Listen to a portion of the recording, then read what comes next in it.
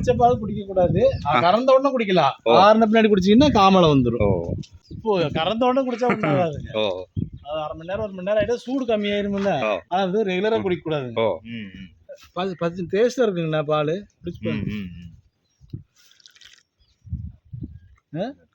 நம்ம பேக்கெட் பாலுக்கு மாட்டு பாலுக்கு வித்தியாசம் பார்த்தீங்களா?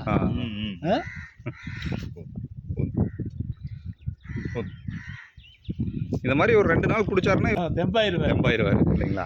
எத்தனை மாடுகள் வச்சிருக்கீங்க? இப்போ 3 மாடு வச்சுங்க சார். அப்போ 3 மாடுல 2 மாடு கறக்கு, 1 மாடு செனை. ஓகே, மொத்தம் 3 மாடு வச்சிருக்கீங்க. ஆமாங்க. இது என்ன இன மாடுகள்? இது வந்து எப்போ சாதாரண இருக்கிற மாடு தான். ஜெர்சி மாடு இல்ல. ஜெர்சி மாடு வந்து அது 20 லிட்டர் பால் கறக்கும். அது அளவான மாடு தான். நாட்டு மாடு சேராது. நாட்டு மாடுன்னு வச்சுக்கலாம். நாட்டு மாடு கம்மியா கறக்கும். ஓகே, இது எங்க வாங்குனீங்க? நாங்க வந்து இந்த மாடு வெள்ளை கவுண்டர்கிட்ட வாங்கினோம், தோட்டத்துல பக்கத்து தோட்டத்துல. அப்புறம் அந்த மாடு வந்து ரங்கம்பாளையத்துல வாங்கினோம். நம்ம இன்னைக்கு வந்திருக்கக்கூடிய இடம் பாத்தீங்கன்னா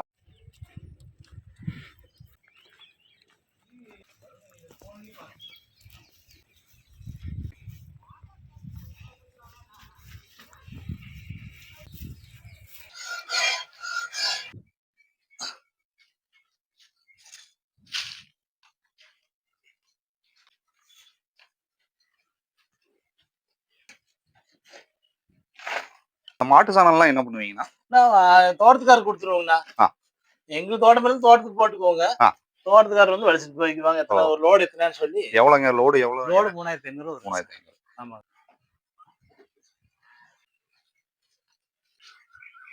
மாட்டுலதான் வந்து எல்லாமே வருமானம் இல்லைங்களா? ஆமாங்க சார்.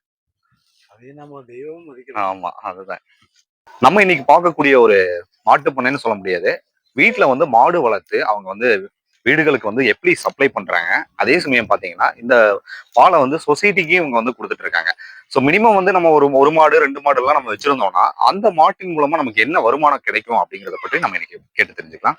நான் வணக்கம்ண்ணா. சார் வணக்கம். உங்க பேருங்கண்ணா? ராஜகோபாலுங்க. சரிங்க. இந்த ஊர் பேர் என்னங்க? கற்பனைபுரங்க. மேட்டுப்பாளையத்துல கற்பனைபுரம். இங்க இப்ப எத்தனை மாடு வச்சிருக்கீங்க? நாங்க 3 மாடு வச்சிருக்கோம் சார். 3 மாடு. ஓகே. கறவை மாடுமே 3 தானுங்களா? இல்ல 2 மாடு கறவை, 1 மாடு சென்னை. ஓகே. இப்போ அந்த மாடு வந்து நீங்க மினிமம் வந்து ஒரு 10 மாடு 20 மாடு எல்லாம் நிறைய முதல் வச்சிருந்தீங்க. முதல் வந்து எனக்கு உடம்பு சரியில்லாத முதல்ல 6-8 மாடல வச்சிருந்தோம்.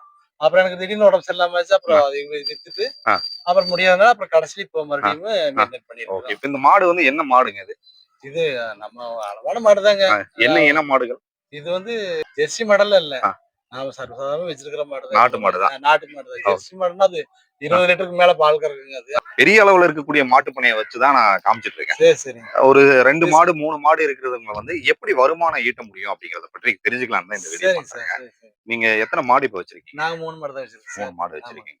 இது எவ்வளவு லிட்டர் பால் வந்து? இதுல வந்து இந்த மாடு 10 லிட்டர் கறக்குங்க. அது 10-12 லிட்டர் கறக்கு. இப்பதான் கண்ணு போட்டுருக்கு. ஒரு வாரம் தான் ஆச்சு கண்ணு போட்டு. 10-12 லிட்டர் வருங்க பால்.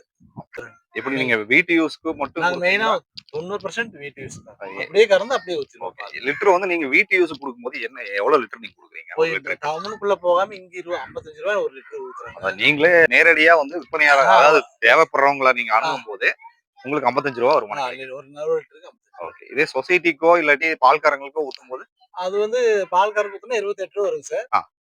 சொசைட்டிக்கு ஊத்துனா 35 ரூபா 40 ரூபா. அது உத்தரகன் பால் ஊத்துனாதான் பாயிண்ட் ஜாஸ்தி வரும். ஓகே. இளங்கன் பால் ஊத்துனா பாயிண்ட் கம்மியா தான் வரும். நீங்களே போய் எங்கேயும் தேடி ஊத்துறதுக்கு அவங்களே வந்து வாங்கிக்கிறாங்களா எப்படிங்க? மக்கள் வந்து தேவைப்படுறவங்க உங்களை வீடு வீடா போய் வீடு விட coffee workshop, Sathyasai Nagar, Nadur, Kumarapuram coffee workshop, அப்புறம் SM நகர், மாதேபுரம், சங்கர் நகர் இதெல்லாம் போவோம். நீங்களே போய் ஊத்திடுவீங்க ரெகுலரா எல்லாத்துக்கும் எப்பவும் சப்ளை பண்ணுவோம். Okay okay. அந்த பாலினுடைய தரம் வந்து நீங்களே டைரக்டா ஊத்தும் போது அவங்களுக்கு பிடிச்சதுனால எல்லாருமே வாங்கிக்குவாங்க. ஓகே. 55 ரூபாங்கிறது பாத்தீங்கன்னா நீங்க டைரக்டா ஊத்துறதுனால தான் கிடைக்குது அந்த அமௌண்ட். ஆமாங்க சார். இல்லாட்டி கிடைக்காது. எல்லாமே கிடைக்காது. 55 ரூபான்னா நம்ம வீடு தேடி ஊத்துறதுனால 55 ரூபா. சொசைட்டிக்குள்ள ஊத்துனா கம்மியா தான் கிடைக்கும். ஓகே. ஃபார்ம் வந்து பாத்தீங்கன்னா 2-3 மாடு தான் நீங்க வச்சிருக்கீங்க. பிற்காலத்துல இது இன்னும் பெருசுபடுத்துறதுக்கான ஐடியாஸ் இருக்குங்களா? இது இருக்கலாம். பண்ணலாம் தாராளமா. ஒண்ணும் பிரச்சனை இல்ல. ஒண்ணும் மோசம் இல்ல. ஓகே. பண்றதுதான். ஓகே. இப்போ இந்த 12 லிட்டர் பால் சொன்னீங்க. 55 ரூபாங்கும் போது ஒரு நாளைக்கு உங்களுக்கு எவ்வளவு வருமானம் கிடைக்குதுங்க? காலையில 6 லிட்டர், சாயங்காலம் 6 லிட்டர், மொத்தம் 12 லிட்டர். ஒரு 800 ரூபாய் வரைக்கும் வரும் தாராளமா. ஓகே. அதுக்கப்புறம் மார்க்கெட் புண்ணாக்கு இதெல்லாம் போடுவோம். அது எவ்வளவு வருங்க? அப்ப எல்லாம் கழிச்சு உங்களுக்கு எவ்வளவு? 100 ரூபாய் 200 ரூபாய் போயிடும். ஓகே. அப்போ ஒரு இடத்துல ஒரு கம்பெனிக்கு போய் நம்ம வேலை செஞ்சோம்னா ஒரு 15,000 20,000 சம்பளம் கிடைக்கும். அதுக்கு வந்து நம்ம ஒரு வீட்டுல இருந்துட்டே பாத்துக்கலாம். ஓகே. இது நம்மளுக்கு இது போக நாங்க வெளியே தோட்டம் பார்க்கிறோம். ஓகே. நீங்க எப்படி தொடர்ந்து பால் கறக்கறதுக்கு எவ்வளவு ரூபாய் உங்களுக்கு சார்ஜ் பண்றாங்க? அங்க சார் ரூ. 30 சார். சரிங்க சார். அப்புறம் நாங்க போக கறந்து எடுத்துட்டு நீங்க பார்த்து நீங்க மாடு வச்சுன்னா உங்க மாடு பால் ஆ, கறந்துட்டு ஆ. வாரமான உங்களுக்கு ஓகே. அதாவது பால் கறக்கிற தொழிலையும் நீங்க பண்ணிட்டு இருக்கீங்க. ஆமாங்க. நாங்க ரொம்ப சின்னதுல இருந்தே நாங்க இந்த தொழில் தான் பண்றோம். ஓ. அது எவ்வளவு ரூபாய் வரைக்கும் வருமானம் நிக்குதுங்க? சார் ஓரளவுக்கு வருங்க. எப்படி இருந்தாலும் மாசம் ஆ. ரூ. 10 15 ரூ. 20 பக்கம் வரும். சரி. இந்த மாடு வந்து பாத்தீங்கன்னா உங்களுக்கு பார்த்தோன்னே உங்களுக்கு இவ்வளவு லிட்டர் பால் கறக்குங்கிறது நீங்க அக்யூரேட்டா சொல்ல முடியும். ஏன்னா உங்களுக்கு அந்த அனுபவம் ஆமா இருக்கு. சொல்ல முடியும். ஓகே. இந்த மாடு தான் பால் கறக்கு. கறக்காது. எப்படிங்க நம்ம இப்போ கன்று இருக்குது. ஆமா. ஒரு கன்றை வந்து இப்போ வந்து நான் புதுசா ஒரு மாட்டு பண்ண ஆரம்பிக்கணும். இல்ல நான் ஒரு மினிமம் வந்து ஒரு 2 மாடு 3 மாடு வச்சு ஆரம்பிக்கணும் அப்படின்னு நினைக்கிறோம். சரி. ஒரு பெண் கன்றை வந்து வாங்கிட்டு போறாங்க. சரி. அப்ப வாங்கிட்டு போறாங்கன்னா அது வளர்க்கணும்னா என்னென்ன முறைகள் இருக்குது? எப்படி வளர்த்தா நல்லா வளரும்?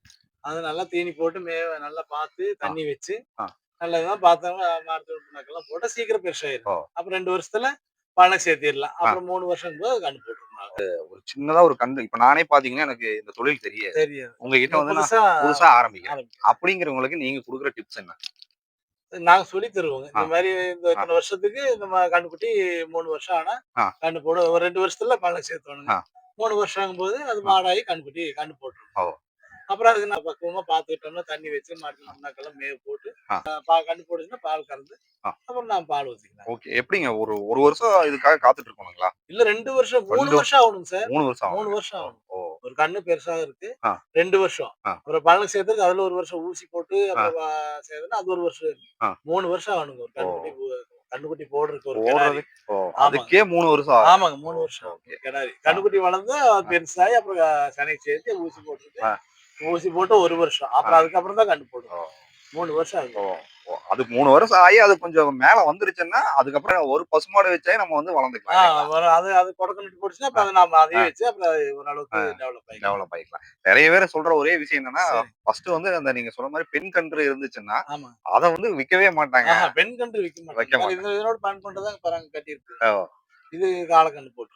இது காலக்கன்று. இத நீங்க கொடுத்துருவீங்க.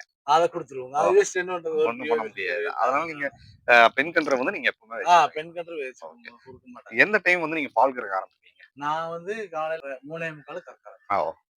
3:45 கறக்க ஆரம்பிச்சா எங்களுக்கு 2 மாடுல கறந்துருவோம் 4 மணிக்கு 4:10க்குள்ள. அப்புறம் வெளியே போயிருவோம்.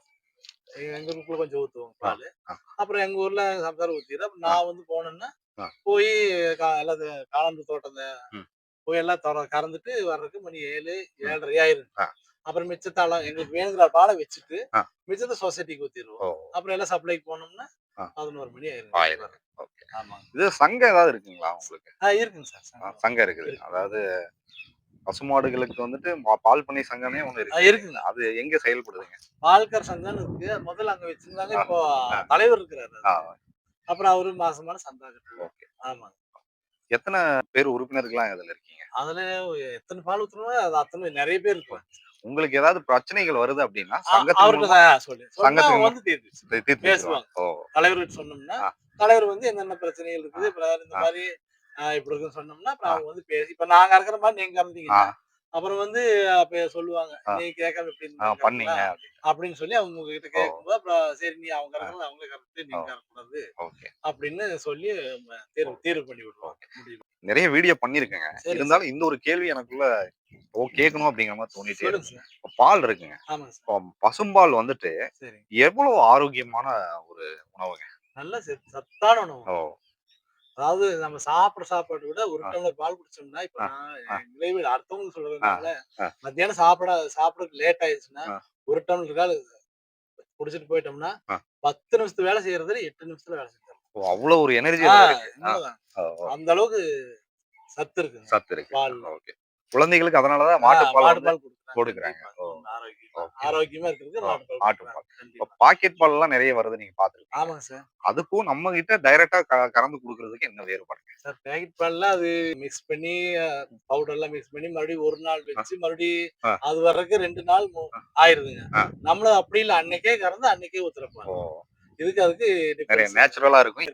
ஒண்ணும் பிரச்சனை இல்லை. ஓகே. நீங்க மாடுகள வந்து மேய்ச்சலுக்கு விடுறீங்களா எப்படிங்க? ஆமாங்க சார். அவுத்துடுவோம். மேல கொண்டு போய் ஓ! காட்டுக்குள்ள கொஞ்ச நேரம் ஓகே. அவுத்துடுவோம். ஆ. இல்லன்னா கட்டி ஆள் இல்லன்னா இருந்தா அவுத்துடுவோங்க. ஆ. இல்லன்னா காட்டுக்குள்ள கட்டி ஓ வச்சுருவோம். 10, 20 மாடு நம்ம கிட்ட இருந்துச்சுன்னா, சரிங்க சார். நம்ம இதுல நல்ல வருமானம் தெரியும். கண்டிப்பா. தாராளமா எடுக்கலாங்க. ஆமா. ஆனா அது வேலை செய்யறது ரொம்ப கஷ்டம். கஷ்டமா இருக்கும். ஓ! எடுக்கலாம் ஒண்ணும் தப்பு இல்ல. ஆ. ஆனா அது அந்த அளவுக்கு வேலை செய்யணும் வேலை இல்லையா? இந்த செய்யணும். விளையாட்டுக்கு இல்ல. செஞ்சு பார்த்தா தான் இதுவே அதான் அதாங்க. தெரியுங்க. ரொம்ப சிரமமா ஆ இருக்கும். பயங்கரமான அதுக்கு சாணி வைக்கணும், ஆ. தண்ணி வைக்கணும், ஆ. மாடுல அவுத்துறணும், மேவு ஆ. போடணும்னு ஆ. 2 ஆள் சரியாவே இருக்குங்க. சரியா 10 இருக்கும். மாடு வச்சோம்னா, ஆ. அவங்க இப்ப ஆள் வச்சு தான் வேலை செய்றாங்க. அவங்களால தனியா பண்ண முடியாது. தனியா பண்ண முடியாதுங்க. ஆ. அது ரொம்ப சிரமம். 2 ஆள் இருக்கிறாங்க. ஆ. 2 ஆள் வச்சு ஆ. அவங்க பால் கறக்கிறதுக்கு அவங்களே கறந்து கறந்து குடுத்துருவாங்க. ஆ. இவங்க வந்து சொசைட்டிக்கு ஓ! குடுத்துருவாங்க. சரி, சரி. லோடு 3500 வரும் சார். 3500. உங்களுக்கு ஏதாவது தேவைப்பட்டா உங்கள கான்டாக்ட் பண்ணலாங்களா? ஒண்ணும் பிரச்சனை உங்க இல்ல. ஃபோன் நம்பர் சொல்லுங்க. 70 ஆ. 94 ஆ. 15 70 25. யாராவது தேவைப்பட்டா உங்கள கான்டாக்ட் பண்ணலாம். சரிங்க. பால் ஏதாவது தேவைப்பட்டாலும் உங்கள கான்டாக்ட் பண்ணலாங்களா? பண்ணலாம். ஒண்ணும் பிரச்சனை ஓ! இல்ல. தருவீங்க. ஆ. நிறைய தகவல்கள் என்கிட்ட ஆமா சார். பகிர்ந்தீங்க. மிக்க நன்றி. வணக்கம் சார். நன்றி. இன்னைக்கு ரொம்ப நன்றி. ஓகே. அதாவது மினிமம் வந்து சின்ன அளவுல ஒரு மாட்டு பண்ணை வந்து ஆரம்பிச்சா, மாட்டு பண்ணைன்னு சொல்றத விட மாடுகள வாங்கி நம்ம தொழில் எப்படி கத்துக்கிறதுங்கிறத பற்றி நீங்க இன்னைக்கு பார்த்து தெரிஞ்சுக்கிட்டீங்க. தொடர்ந்து நம்ம சேனல பார்க்க விரும்புனீங்கன்னா சப்ஸ்கிரைப் பண்ணிக்கங்க. நோட்டிஃபிகேஷன கிளிக் பண்ணுங்க. டில் தென் பாய் ஃப்ரம் உங்கள் சிவா. நன்றி. வணக்கம்.